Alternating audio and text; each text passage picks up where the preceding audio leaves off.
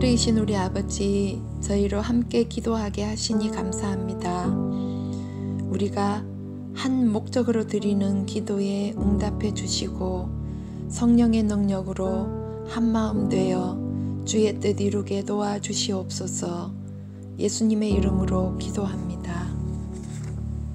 제14일 성령 안에서 끈기 있게 기도함.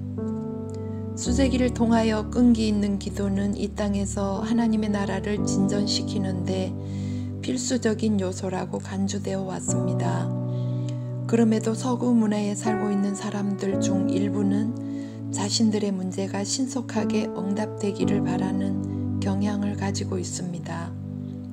이 적극적인 효력을 바라는 태도는 기도 생활 속에서 빈번히 발견됩니다. 우리는 처한 입장에 따라서 종종 무엇인가를 기도하지만 참을성 있게 하지는 않습니다. 끈기 있는 기도는 선택사항이 아니라는 지적은 참됩니다. 개인적으로든지 하나의 교회로서 조직적이든지 물론하고 우리가 원수를 이기고 승리하고자 한다면 연합된 기도가 필수적인 것처럼 그만큼 끈기 있는 기도도 필요 불가결합니다. 예수님을 만날 준비가 되어 있는 사람들은 끈기 있게 기도한다는 말의 의미를 개인적인 경험을 통하여 알아야 합니다. 기도는 그 중대한 사건을 위하여 사람들을 준비시키는 데 중요한 역할을 담당합니다.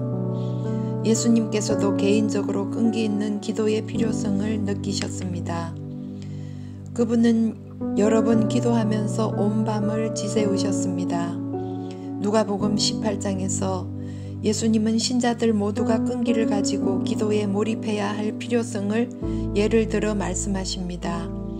두 중요 구절에 걸쳐 그 요점이 나타납니다. 누가는 다음과 같은 비유를 소개합니다. 항상 기도하고 낭망치 말아야 될 것을 저희에게 비유로 하여. 누가복음 18장 1절. 이 비유의 목적은 끈기 있는 기도의 필요성을 가르치는 것입니다.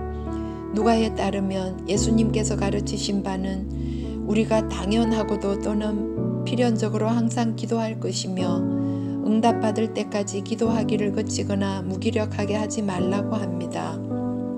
헬라어 동사 기도하다는 계속적인 동작을 나타냅니다. 예수님께서 비유를 통해 기도하기를 그치거나 포기하지 말고 계속할 것을 가르치십니다. 두 번째 구절은 끈기 있는 기도의 중요성을 강력하게 말하고 있습니다. 하물며 하나님께서 그 밤낮 부르짖는 택하신 자들의 원한을 풀어주지 아니하시겠느냐? 저희에게 오래 참으시겠느냐? 누가복음 18장 7절. 예수님께서 명확히 가르치신 바가 여기에 있는데 우리 기도에 대한 하나님의 응답은 많은 경우 밤낮으로 하나님께 부르짖은 결과로 오게 됩니다. 급한 기도는 일관되고 끈기 있게 드리는 기도가 얻는 것과 같은 결과를 얻지 못합니다. 엘렌 화이트는 생전에 하나님의 백성들의 영성이 연약하다고 느꼈고 하나님의 천사에게 상황이 왜 그런지를 물었습니다. 다음은 그 물음에 대한 답변입니다.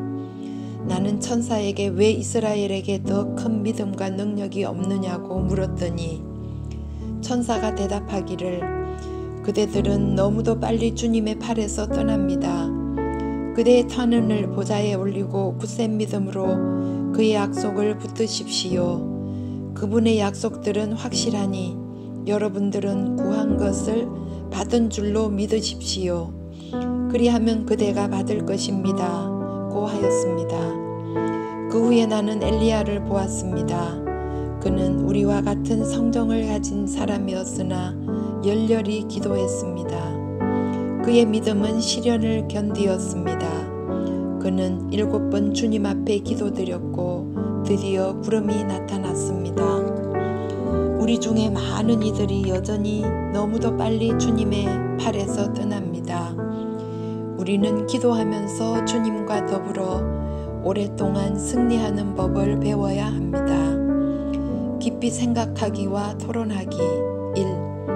하나님과 더불어 끈기 있게 기도한다는 의미는 무엇입니까? 2. 서구 세계의 평범한 그리스도인에게 끈기 있는 기도가 쉽다고 생각합니까? 그렇든지 아니든지 그 이유는 무엇입니까? 3. 끈기 있는 기도의 중요성에 대해서 예수님께서는 무엇이라 말씀하셨습니까? 4. 오늘날 하나님의 교회가 그토록 능력이 약한 이유에 관하여 천사는 엘렌 화이트에게 무엇이라 말했습니까?